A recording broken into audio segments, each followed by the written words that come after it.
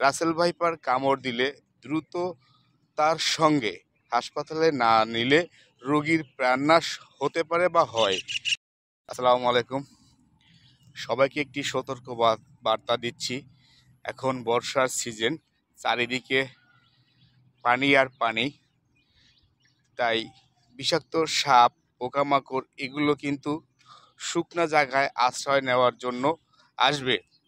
আর সারা বাংলাদেশে কিন্তু এখন রাসেল ভাইপারের যে সাপ আছে, এই সাপটি কিন্তু বেশি উপদ্রব দেখা যাচ্ছে। এই সাপে যদি কাউকে কামড় দেয়, কেউ ওঝা কবিরাজ বৈদ্যর কাছে নিয়ে যাবেন না। যত সম্ভব পারেন দ্রুত তাকে হসপিটালে নিয়ে যাবেন, ডাক্তারের কাছে। কারণ রাসেল ভাইপার কামড় দিলে দ্রুত তার সঙ্গে হাসপাতালে না নিলে রোগীর প্রাণনাশ হতে পারে বা হয়। তাই কেউ অবহেলার চোখে দেখবেন না, কেউ দেরি করবেন না। রাসেল ভাইপার সাপ সবসময় শুকনা জায়গায় কিন্তু অবস্থান করে, কিন্তু পানি পছন্দ করে না। আর যেহেতু এখন বাংলাদেশের প্রচুর পরিমাণে বৃষ্টি হচ্ছে, বৃষ্টির পানিতে সব জায়গায় সয়লাব হয়ে গেছে, কারোর বাড়ি ঘর বন্যায় তলিয়ে গেছে। আর বন্যায় যেহেতু তলিয়ে গেছে, সেই জন্য এইসব বিষাক্ত সাপ পাহাড়ি অঞ্চল থেকে আমাদের বাংলাদেশের সমান্তরাল অঞ্চলে কিন্তু চলে আসছে।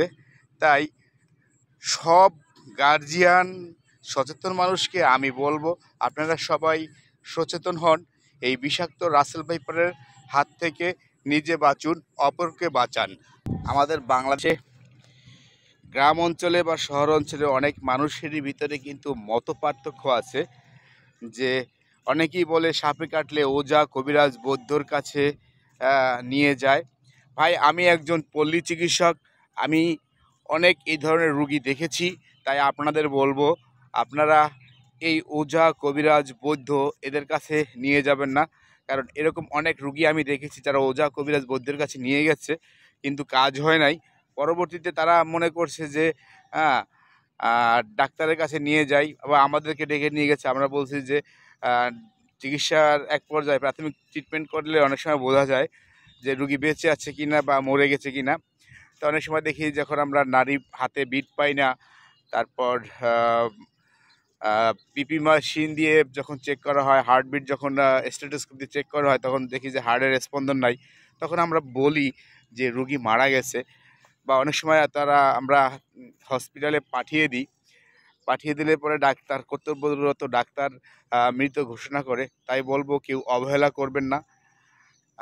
সাপে যদি কামড় দেয়, সঙ্গে সঙ্গে ডাক্তারের কাছে নিয়ে যাবেন। ডাক্তার ভেনাস ইঞ্জেকশন ব্যবহার করবে বা ডাক্তারি ট্রিটমেন্ট করবে, কি করা লাগে। সবাইকে আমার অনুরোধ, আপনারা কেউ ওঝা কবিরাজ বৈদ্যের কাছে নিয়ে যাবেন না। ভিডিওটি ভালো লাগলে অবশ্যই শেয়ার করে দিবেন, যাতে আরও সাধারণ মানুষের উপকার হয়। ধন্যবাদ সবাইকে।